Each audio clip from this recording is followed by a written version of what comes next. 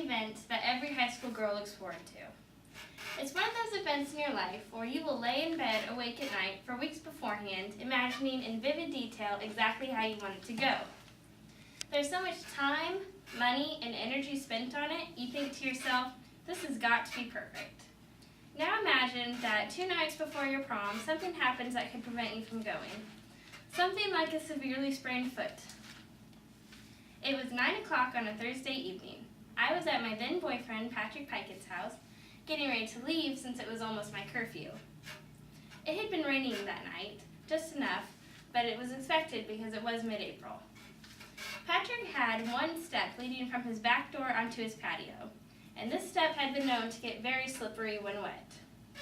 So when I went bounding out the door without thinking, that was my first mistake.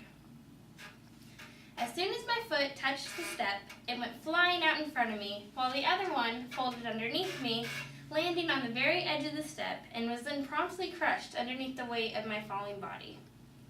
When this happened, a lot of people would have cried, but I couldn't make up my mind exactly what I wanted to do. Patrick was looking at me with a stunned expression on his face.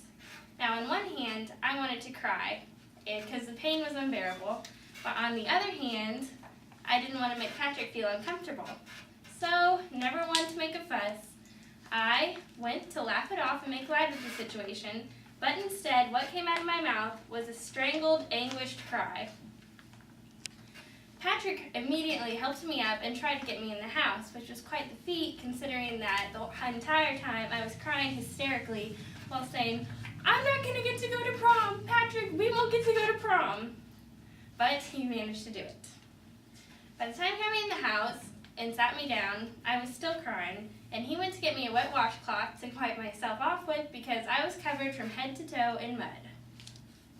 A few minutes later, I was feeling better, but still hyperventilating, and I knew I needed to leave because I thought my parents would be worried.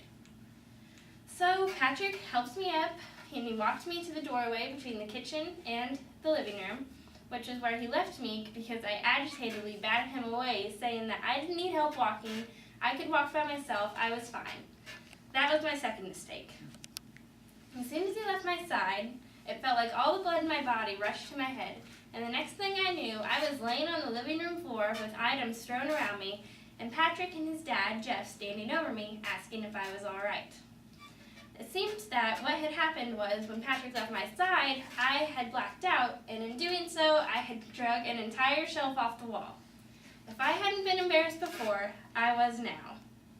But I managed to get up and walk myself over to the back door before I fell again, which I tried to pull off this time as I needed to put my shoes on. Thankfully, I did make it home that night. But for the next day and a half, I was out of commission, laying in bed with my mangled foot wrapped in ice. That day and a half was spent with bated breath from me and my mother, who was just as worried as I was. But Saturday morning, I woke up and I could walk in heels, not for very long, but definitely enough to get through Grand March. In closing, let that be a lesson to you all. Prom is a teenage girl's best, or in some cases worst, memory they will ever have. Be smart about it. Don't try and race your boyfriend out the front door after a rainstorm. In all likelihood, it won't end well for you or for him. Thank you.